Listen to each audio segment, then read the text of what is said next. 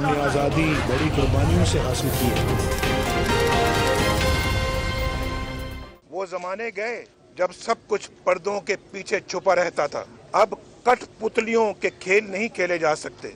मखसूस एजेंडे चलाने वाली फैक्ट्रियां अगर बंद न हुई तो आइन और जमहूरियत ही नहीं, मुल्क की सलामती भी खुदा न खास्ता खतरे में पड़ जाएगी। बिस्मिल्लाहिर्रहमानिर्रहीम। आज के प्रोग्राम के साथ मैं हूं नुस्ला मलिक। नाज़रीन, वज़ीर आज़म JIT के सामने पेश हुए और पेश होने के बाद बाहर निकलते हुए उन्होंने एक बड़ा अहम बयान जारी कर दिया। गोया JIT में जाने से पहले ये बयान लिखा हुआ था और ये तय कर लिया गया था कि वज़ीर आज़म बाहर निकलते ही किस चीज़ पे बात करेंगे। उन्होंने जो बात की बड़ी वाज़ेह अंदाज में उन्होंने कहा कि अब कठपुतलियों का ज़माना गुजर गया, अब पसे पर्दा साजिशें नहीं होंगी, और साथ साथ ये भी कह गए कि कुछ बातें ऐसी हैं जो आने वाले दिनों में करेंगे। इस बात का भी अंदिया दे गए थे कि आने वाले इंतखाबात को वो JIT करार दे रहे हैं कि उन JIT में जो फैसला होगा वो दर हकीकत सही फैसला होगा। वज़ीर आज़म की इस गुफ्तगू के बाद से लगता ये है कि शायद मुस्लिम लीग नवाज ये बात तय कर चुकी है कि उसे अवाम के पास जाना है और JIT जो भी फैसला देगी उसके बाद अपना मौक़िफ़ वो अवाम के पास लेकर जाएंगे। पाकिस्तान तहरीक इंसाफ बड़ी पुरवीद दिखाई देती है। वो समझती है कि JIT के सामने वज़ीर आज़म की पेशी के बाद इस बात का इम्कान पैदा हो गया है कि वज़ीर आज़म नाअहल हो सकते हैं। दूसरी जानब मुल्क की सियासत जिस तरफ जाती हुई दिखाई देती है उससे ये लगता है कि मुआज़राई कहीं आने वाले दिनों में और बढ़ जाएगी। उससे क्या नुकसान हो सकते हैं, इसका भी आज के प्रोग्राम में जायज़ा लेंगे और ये भी जानने की कोशिश करेंगे कि क्या मुस्लिम लीग नवाज वाकई इंतखाबात की तैयारी के लिए अब मैदान में उतर आई है, और साथ साथ कराची के हालात भी हम जानेंगे। कराची आज भी मसाइल का शिकार है, इसके बावजूद कि वहाँ बेशुमार एहतजाज हुए, बेशुमार लोग सड़कों पर निकले, और रमज़ान मुबारक के दिनों में भी लोग पानी को तरसते हैं, बिजली को तरसते हैं, और ख़ास तौर पर जो कराची की सूरत हाल है किसी की भी उस जानब तवज्जो नहीं है। कौमी जमातों के ऊपर भी ये इल्ज़ाम आता है कि कौमी जमातों का काम था कि कराची पर वो ख़ास तवज्जो देती। ना मुस्लिम लीग नवाज का कराची टारगेट है, ना पीपल्स पार्टी को कराची नज़र आता है, और ना ही तहरीक इंसाफ को। इस पर बात करेंगे। हमारे साथ लाहौर स्टूडियो में बड़े कराची से आए हुए मोअज़्ज़ज़ मेहमान मौजूद। रज़ा हारून साहब PSP से, thank you very much. Doctor Sagir Ahmad साहब PSP के रहनुमा हैं, ये भी हमारे साथ मौजूद होंगे। और फवाद चौधरी साहब इस्लामाबाद से हमें ज्वाइन कर रहे हैं, पाकिस्तान तहरीक इंसाफ के मरकज़ी रहनुमा। फवाद साहब, प्रोग्राम का आगाज़ आपसे कर लेते हैं। बड़े खुश नज़र आते हैं PTI वाले के वज़ीर आज़म पेश हो गए, लेकिन जो वज़ीर आज़म ने इंदिया दिया कि आने वाली JIT अवाम की होगी और अवाम के पास सबको जाना है, लगता यह कि मुस्लिम लीग नवाज को वहाँ कामयाबी नज़र आ रही है, यहाँ मुश्किलात नज़र आ रही हैं? नहीं, कामयाबी तो खैर दोनों जगह पर ही नहीं है, क्योंकि अगर वज़ीर आज़म को उतना यकीन होता उस अदालत पर जिसकी तरफ आप रेफ़र करते हैं, तो जब भी इतना बड़ा क्राइसिस होता है तो जो कॉन्फिडेंट लीडर होता है वो तो अवाम की तरफ जाता है। वज़ीर आज़म ने जिस तरीके से डिले किया मामलात को, और जिस तरीके से अब भी डिले कर रहे हैं और अवाम के पास जाने से कन्नी कतरा रहे हैं, वो उनके उस दावे के मुनाफी है जो कल उन्होंने किया है। अगर वो चाहते हैं कि 1 साल बाद जाना चाहते हैं तो हमारी तरफ से तो इसी साल चले जाएं, और हम तो चाहते हैं कि इसी साल चले जाएं ताकि वज़ीर आज़म साहब को डिले करने का क्या उन्हें फायदा नहीं हुआ? डिले करते करते वो कम से कम अपना ये मौक़िफ़ अवाम में ले जाने में कामयाब हो गए हैं कि एहतसाब जो है वो सिर्फ शरीफ खानदान का हो रहा है। JIT मुतनाज़े बन गई है, और JIT जिस तरीके से तहकीकात कर रही है उस पर भी सवालात उठ गए हैं। मेरा ख्याल है कि ये तासुर जो है वो सवाए उन जो हमारे यहाँ एक दो चैनल्स जहाँ पे कसीदा ख्वानी हो रही है उनके अलावा ये तासुर मौजूद नहीं है। उसकी वजह यह है कि अवाम को अच्छी तरह मालूम है कि ये जो स्कैंडल है ये कोई पाकिस्तान में कोई नसरुल्लाह मलिक साहब ने PTI से मिलकर नहीं फोड़ा, ये तो ICIJ का एक स्कैम है जिसमें 80 ममालिक जो हैं उनकी हुकूमतें मुतासर हुई हैं, 2 मुल्कों में हुकूमतें तब्दील हो गई हैं। सो अगर पाकिस्तान की एस्टैब्लिशमेंट या पाकिस्तान की सियासी अशराफिया इतनी ताकतवर है कि दुनिया के 80 ममालिक में निज़ाम को झटका दे दे, तो फिर तो जाहिर है कि ये बात करीने कयास है, इसके अलावा कुछ नहीं है। हकीकत ये है कि वज़ीर आज़म साहब की खानदान की करप्शन का जो मामला है उसकी हंडिया बीच चौराहे के फूटी है, और तमाम लोग देख रहे हैं कि किस तरीके से उन्होंने पाकिस्तान का पैसा बरतानिया में ऑफशोर कंपनी के जरिए इन्वेस्ट किया, और वहां पर छुपाया गया पैसा चोरी का पैसा था, वो उसकी तहकीकात हुई है। इंटरनेशनल स्कैम है, किसी का पाकिस्तान का कोई ताल्लुक ही नहीं है स्कैम से। फवाद साहब, वज़ीर आज़म कहते हैं कि कौमी खजाने से इसका कोई ताल्लुक नहीं, ये हमारे जाती कारोबार हैं, जाती कारोबार पर बातें उछाली जा रही हैं। یہ بھی اسی طرح کی ایک غلط سٹیٹمنٹ ہے جیسی کہ وزیر اعظم صاحب کی باقی سٹیٹمنٹس ہیں، کیونکہ جو حدیبیہ کا معاملہ ہے وہ براہ راست منسلک ہے ٹیکس اویژن سے، فراڈ سے اور منی لانڈرنگ سے، اور معاملہ یہ ہے کہ 103 ارب روپیہ پاکستان سے باہر بھیجا گیا، 1.3 ارب روپیہ پاکستان سے باہر بھیجا گیا، دو حوالہ کے میستہ خان اور خیستہ خان، دو حوالہ ڈیلرز کے ذریعے، پھر 46 شریف فیملی کے افراد کے نام کے اوپر وہ پیسے واپس لائے گئے، ایمنسٹی اسکیم انٹروڈیوس کرائی گئی، اور حدیبیہ کی جو پیپر ٹریل ہے وہ ایگزیکٹلی وہ تمام اوفینسز جوڑتی ہے جو کہ ملکی خزانے سے متعلق ہیں اور ڈسکوالیفیکیشن کا باعث بنیں گے پرائم منسٹر صاحب کا، اور اس کے علاوہ اسحاق ڈار صاحب وغیرہ کو، باقیوں کو تو جیل کی سزا بھی ہوگی۔ اس سے پہلے کہ ہم آگے بڑھیں، میں فواد صاحب آپ کو اس پہ بھی کمنٹ چاہوں گا۔ شہباز شریف صاحب کو طلب کیا جے آئی ٹی نے، شہباز شریف کا نام تو پنما پیپرز کے اندر نہیں تھا۔ جی، شہباز شریف صاحب کا نام حدیبیہ کے نام میں بنیادی ایک مرکزی ڈائریکٹر کے طور پہ ہے عباس شریف صاحب، اور شہباز شریف صاحب جو ہیں وہ اس کے بنیادی ڈائریکٹرز تھے، نواز شریف صاحب کی فیملی اس کی ڈائریکٹرز تھی، اور اسی لیے میں جب عرض کر رہا ہوں کہ جو منی ٹریل ہے وہ حدیبیہ کی ہے، اور اس وقت جو انویسٹیگیشن بھی ہو رہی ہے جو زیادہ سیریس نظر آ رہی ہے وہ حدیبیہ کا معاملہ سیریس نظر آ رہا ہے، اور اسی لیے شہباز شریف صاحب کو طلب کیا گیا ہے کہ جو سیٹلمنٹ کی گئی تھی بینکوں سے، حدیبیہ اور التوفیق بینک کے درمیان جو سیٹلمنٹ ہوئی تھی وہ بھی شہباز شریف صاحب نے نیگوشیٹ کی تھی، تو لگتا یہی ہے کہ جو جے آئی ٹی ہے وہ حدیبیہ کی منی ٹریل کو بڑے غور سے دیکھ رہی ہے۔ لیکن فواد صاحب جے آئی ٹی کی باعثنس ہے، اس پہ بھی بات کریں گے۔ رضا ہارون صاحب، آپ کو ملکی سیاست میں کیا نظر آ رہا ہے؟ میاں نواز شریف کا یہ کہنا کہ کٹ پتلیوں کا کھیل نہیں کھیلا جائے گا، پس پردہ سازشیں، یہ آج پھر ہم اسی پرانی سیاست میں آ گئے، کیا لگ رہا ہے کوئی سازشیں ہیں حکومت کے خلاف؟ میں یہ سمجھتا ہوں رسول اللہ بھائی کہ یہ تو ہر دور میں یہ جملے ہر جانے والا یا نئے آنے والا اپنی کیمپین کے لیے جملے استعمال کرتا ہے، لیکن بہرحال ایک وزیر اعظم پاکستان کو ریاست کے چیف ایگزیکٹو کی حیثیت سے صرف یہ کہہ دینا کافی نہیں ہے کہ کوئی کانسپریسی ہو رہی ہے۔ عمران خان تو نام لے رہے ہیں عدلیہ کا اور فوج کا۔ جی بالکل، یہی دو ادارے ہیں جن کی طرف سب یہ سمجھ رہے ہیں۔ اب prime minister as a prime minister انہیں یہ میرے خیال میں مناسب نہیں ہے ان کی طرف سے آنا ہے، صرف کہہ دینا کانسپریسی ہے۔ ہیونگ سیڈ دیٹ نصر اللہ بھائی، یہ 1 سال سے زیادہ عرصہ ہو گیا یہ چیز چل رہی ہے، اور جب سپریم کورٹ کا ڈیسیجن آیا تھا میں تو حیران ہوں کہ اس میں بڑی کلیئرٹی سے 2 ججز کی رائے ایک جانب، 3 ججز کی رائے ایک جانب، پھر جے آئی ٹی اسی کے تحت بنی ہے، اور آپ نے تو مسلم لیگ نون کے میرے جتنے دوست ہیں انہوں نے اس کو ویلکم بھی کیا اور اس کے سامنے پریزنٹ بھی ہو رہے ہیں۔ پری ایمپٹیو ڈسکشن جو ہے یہ سوائے اس کے کہ مسلم لیگ نون کی پوری قیادت کی گھبراہٹ کو شو کرتے ہیں، بہت ہی الارمنگ ہے۔ میں سمجھتا ہوں کہ ان کو اتنا وہ ہونا چاہیے کہ یہ اس جے آئی ٹی کو کمپلیٹ ہونے دیں، رپورٹ کو پبلک ہونے دیں، اور اس نے رپورٹ نے جانا کہاں ہے؟ سپریم کورٹ کے جج صاحبان کے پاس، اور یہ 3 جج صاحبان ہیں کون؟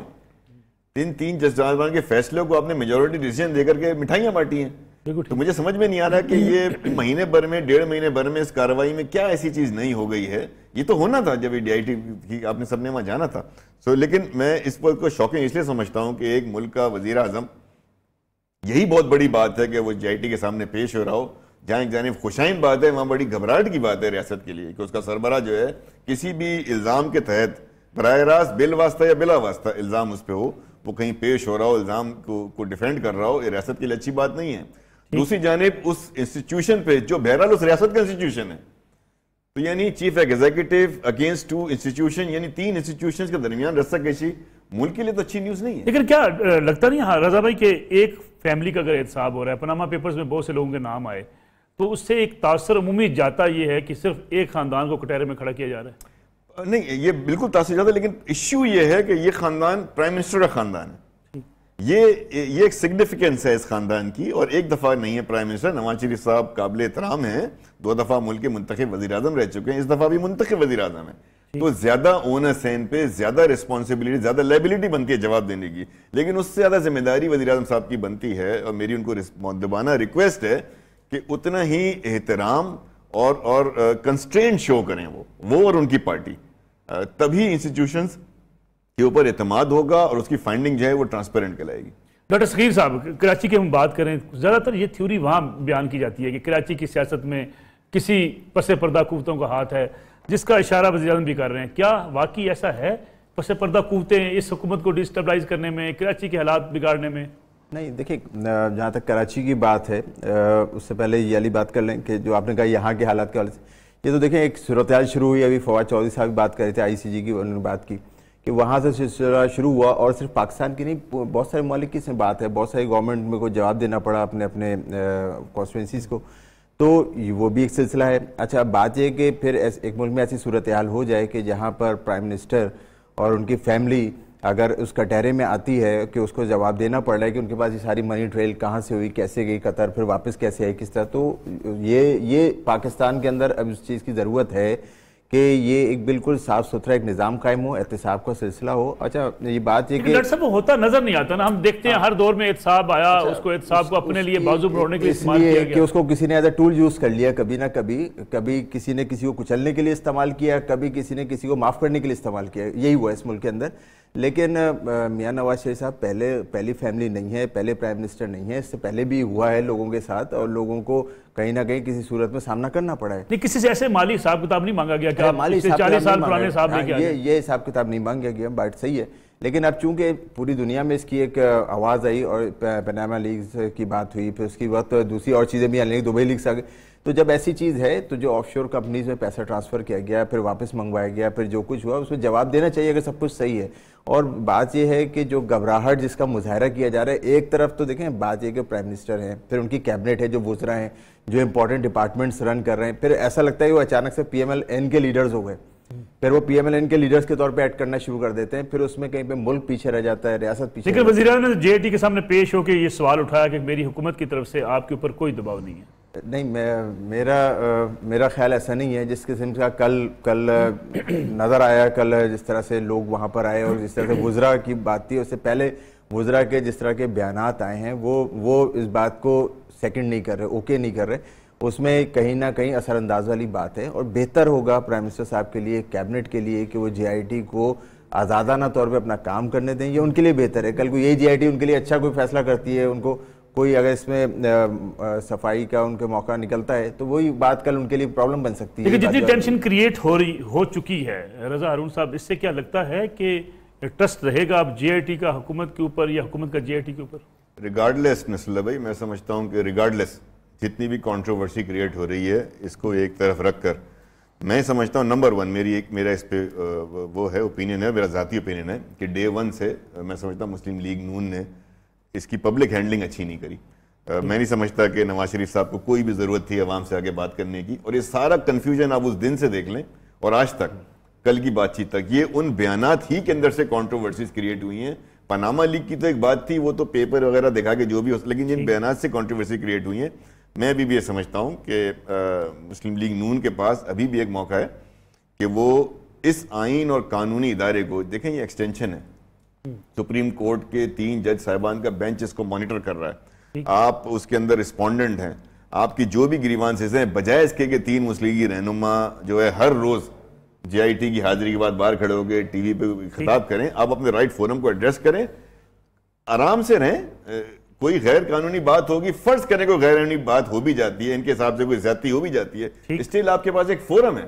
آپ آئینی اور جمہوری جنگ عدالتوں میں لڑیں، آپ اعلیٰ عدلیہ کے سامنے کھڑے ہوئے ہیں، وہیں پہ اپنا مقدمہ آپ وہیں سے جیتیں. ایک بریک کا وقت ہوا، بریک سے واپس آئیں گے تو فواد چودھری صاحب سے یہ بھی پوچھیں گے کہ جو اثاثہ جات بھی جمع کرائے ہیں مختلف سیاسی جماعتوں نے، کیا وہ بھی درست ہیں؟ کیونکہ ہم نے اکثر دیکھا کہ جو سیاسی جماعتیں اپنے اور جو سیاسی رہنما اپنے اثاثہ جات جمع کرواتے ہیں، ان میں بڑا تضاد ہوتا ہے. ان کی اپنی لائف بڑی عالی شان، بڑی لگژری ہوتی ہے، لیکن جو وہ اثاثے شو کرتے ہیں وہ بڑے کم ہوتے ہیں. اس پہ بات کریں گے آفٹر شارٹ بریک.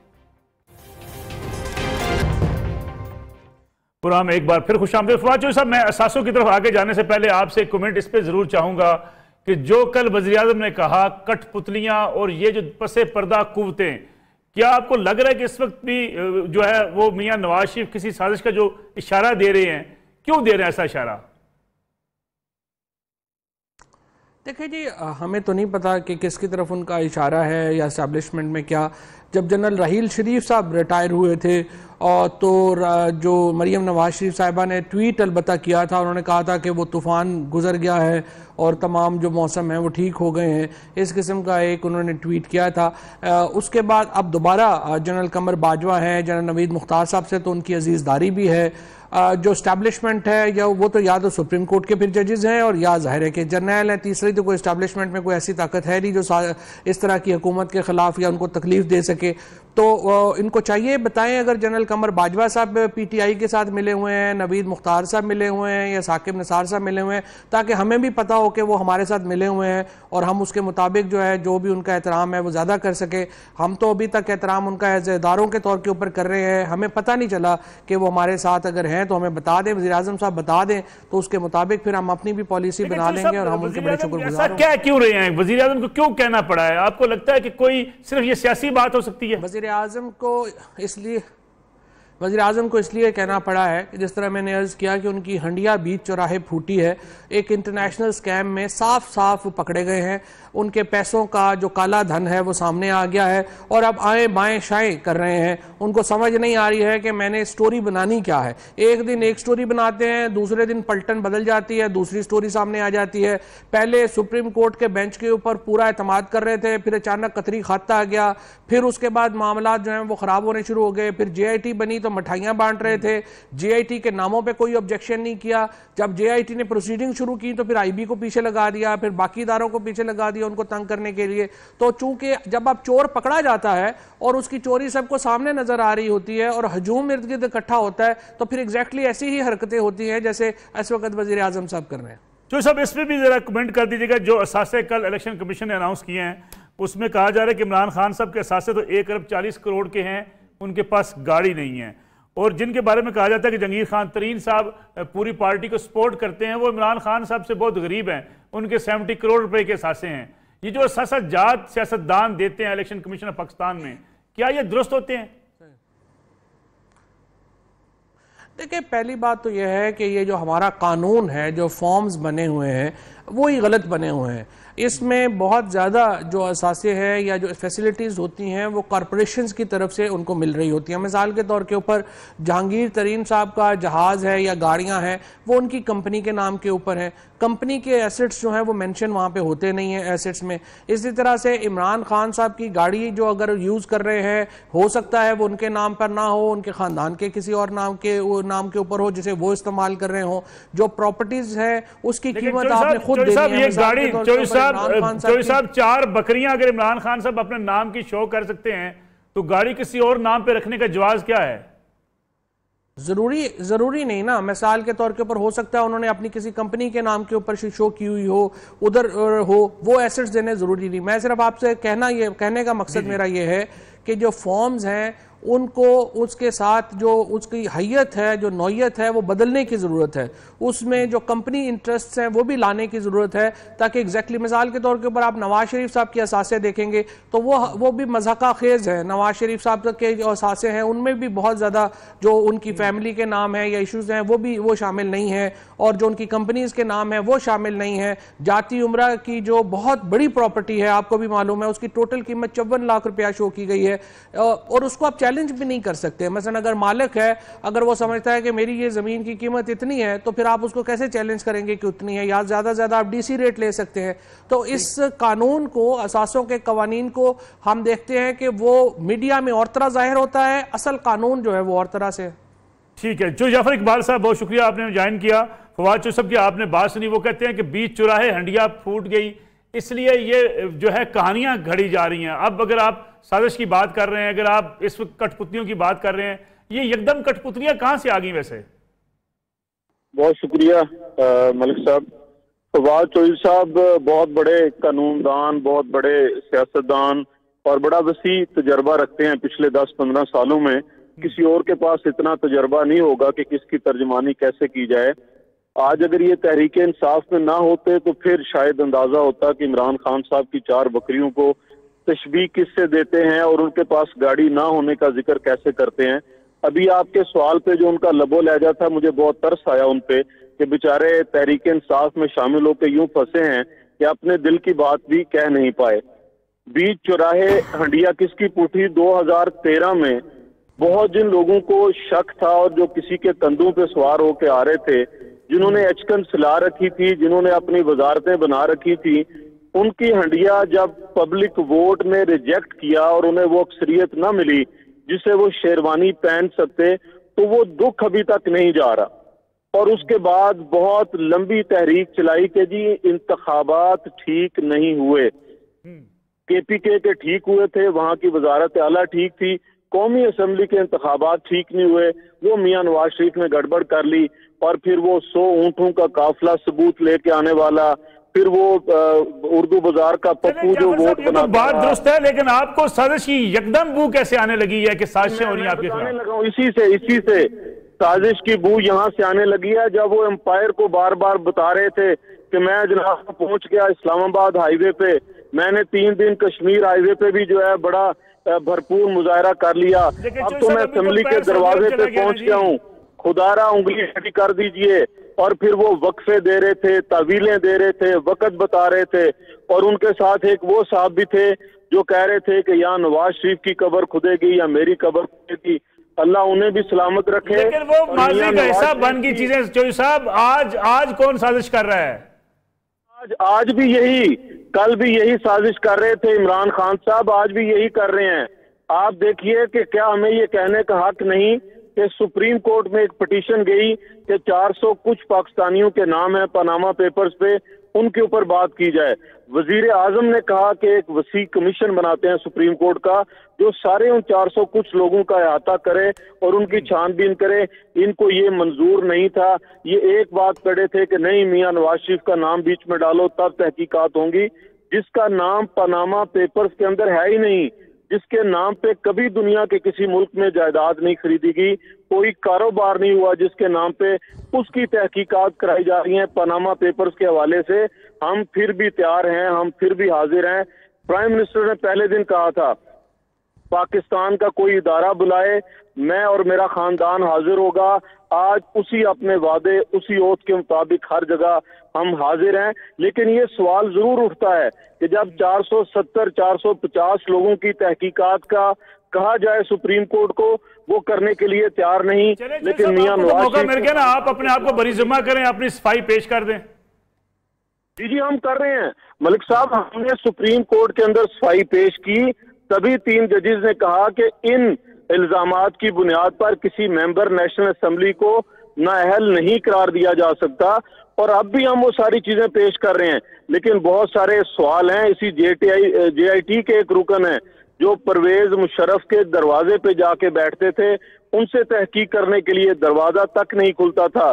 लेकिन हम तो अल्हम्दुलिल्लाह हाजिर हुए, हाजिर होंगे।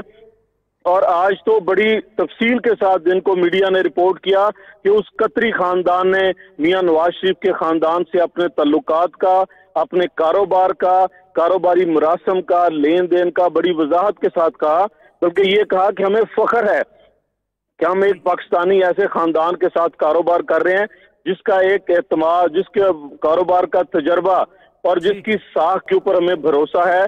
और उसने ये भी कहा कि आप तशरीफ लाइए, मैं आपके साथ सारे कारोबारी शराकतदारी शेयर करूंगा।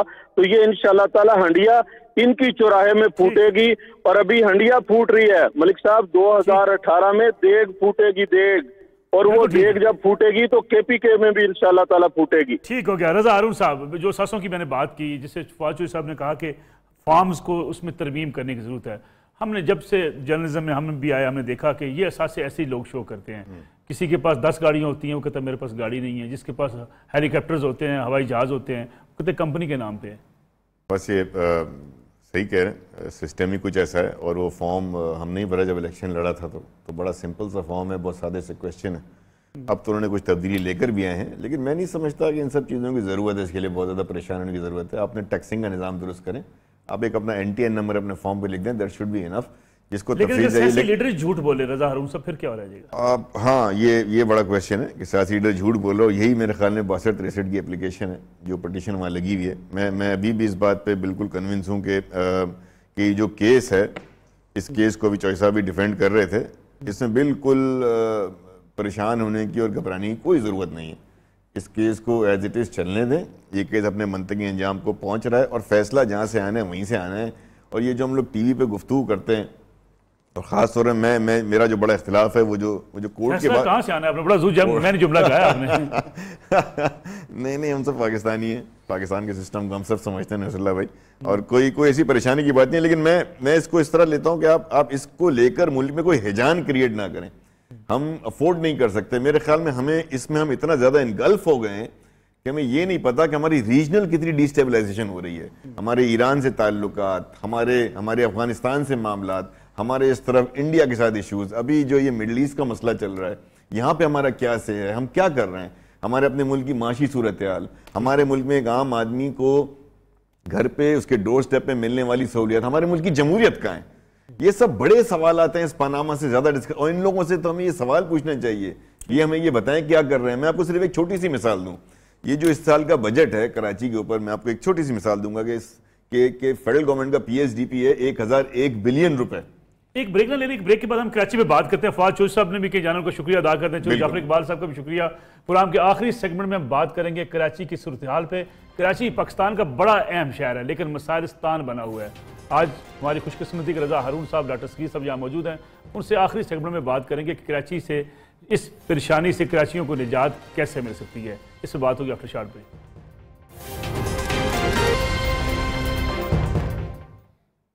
پروگرام ایک بار پھر خوش آمدید. رضا ہارون صاحب, کراچی کی بات ہو رہی تھی, اب بات کرتے ہیں کراچی کی. کراچی اتنے احتجاج ہو چکے ہیں, کراچی کا عام آدمی آج بھی بیچارہ مسائل کا شکار ہے, کوئی توجہ دینے والا نہیں ہے. کوئی توجہ دینے والا نصر اللہ بھائی, اور بڑے افسوس کی بات ہے. میں یہاں اس افسوس کا اظہار کرنا چاہوں گا کہ کراچی جو ہے وہ ملک کے خزانے کو 70% کنٹریبیوٹ کرتا ہے, اکنامی کو, معیشت کو.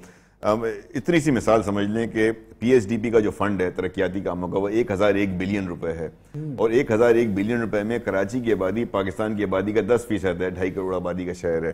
1001 بلین میں ہمیں صرف کراچی کو انہوں نے 25 بلین روپے دیے ہیں, یعنی اتنا بھی نہیں کیا کہ 1 کروڑ روپے نہیں, 25 بلین 25 ارب روپے مختلف پروجیکٹس کے مد میں جو ہے اس دفعہ تفویض کیے گئے.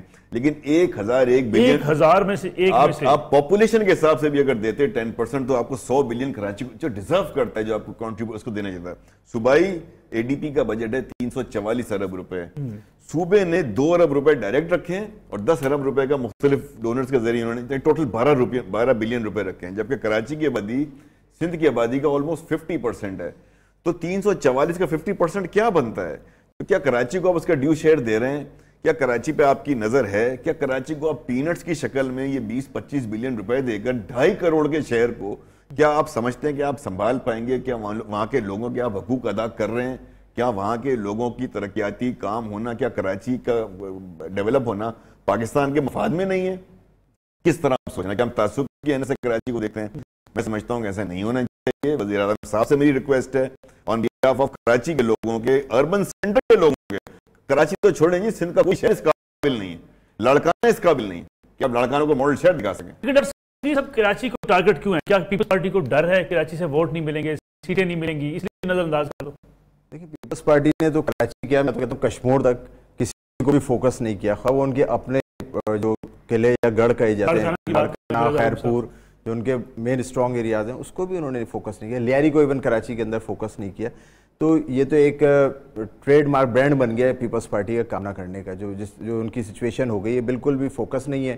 اور جیسا رضا بھائی نے بتایا 344 ارب میں سے میں یہ کہتا ہوں کہ بجٹ ہر سال اناؤنس کیا جاتا ہے, اس سال بھی اناؤنس کر دیا. اس کے اندر مختلف پروجیکٹس کے لیے پیسے مختص کر دیے گئے, آن گوئنگ پروجیکٹس کے لیے پیسے رکھ دیے گئے. لیکن سوال یہ ہے پچھلے سال کا جو بجٹ تھا 255 ارب روپے کا, اس کا 55% استعمال کر پائے. اس کا مطلب ہے اب 125 ارب یوز کر پائے. تو یہ صرف باتیں زیادہ اس پہ ہوتی ہیں کہ 344 ارب وہ ریلیز ہی نہیں ہوں گے, وہ پیسہ آئے گا ہی نہیں. اور اچھا وہ پیسہ جب آ بھی جائے گا اگر بالفرض محال, تو وہ استعمال ہی نہیں ہوگا. تو ایک تو یہ سب سے بڑا وہاں مسئلہ بن گیا ہے کہ گورننس نام کی چیز نہیں ہے, اور چیزوں کو ایڈریس کرنے کا بالکل نہیں وہاں پہ صورتحال ہے. وہاں پہ ایجوکیشن اٹھائیں 5%, اس کا لیول نیچے چلا گیا ہے. ہیلتھ عجیب دوگرگوں کی پوزیشن ہے.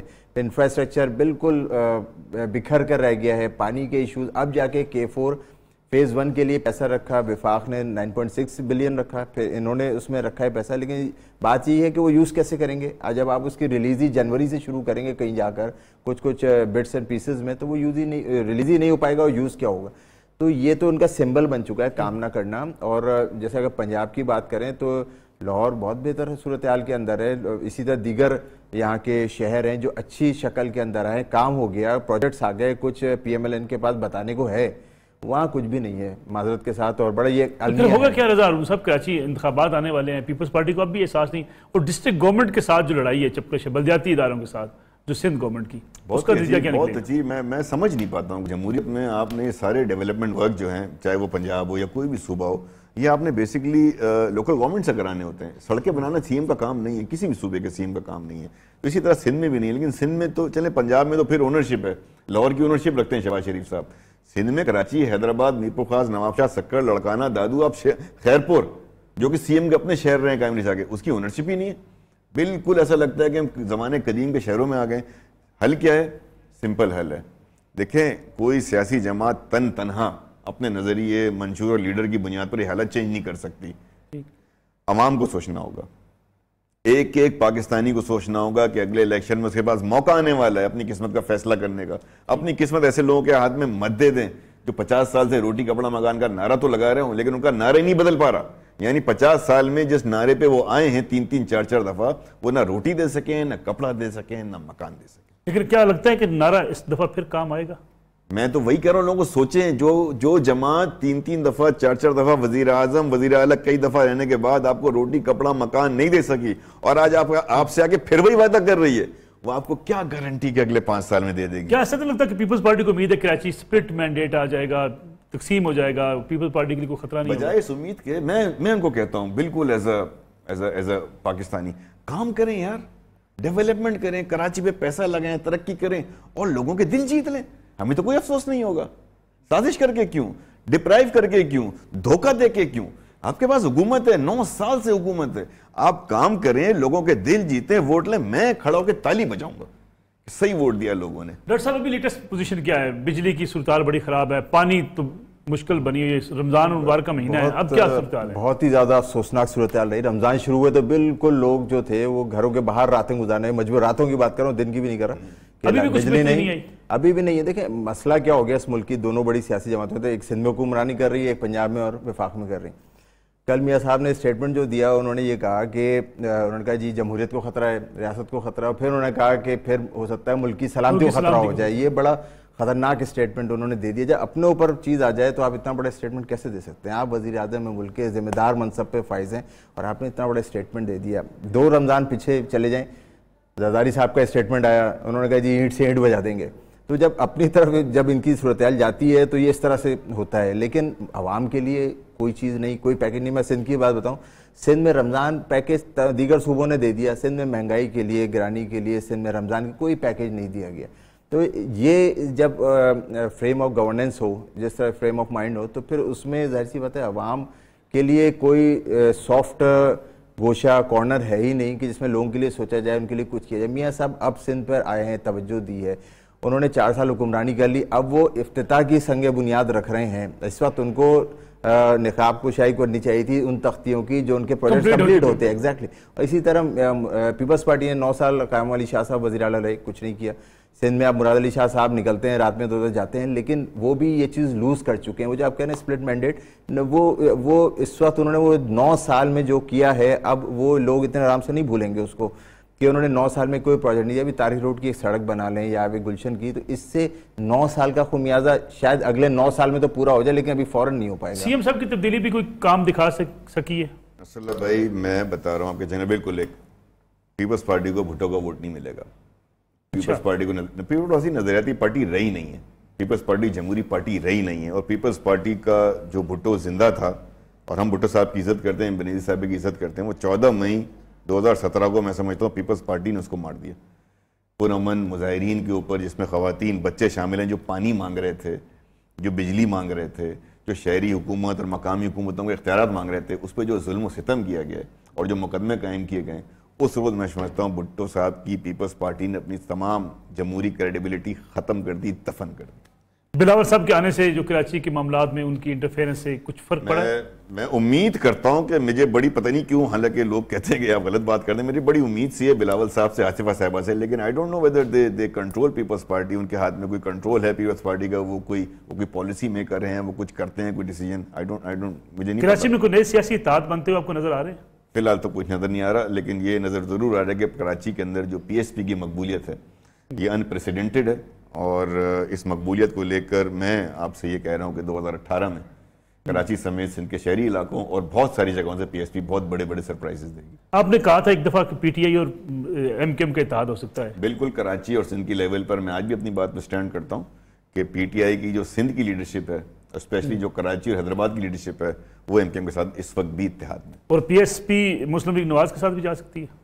پی ایس پی فی الحال الیکشن میں اپنے آپ کو ٹیسٹ کرے گی، اپنی ورتھ کو ٹیسٹ کرے گی، لوگوں کے پاس جائے گی، اور لوگوں سے امید ہے کہ ہم الیکشن لڑیں گے صحیح اور غلط کی بنیاد پر۔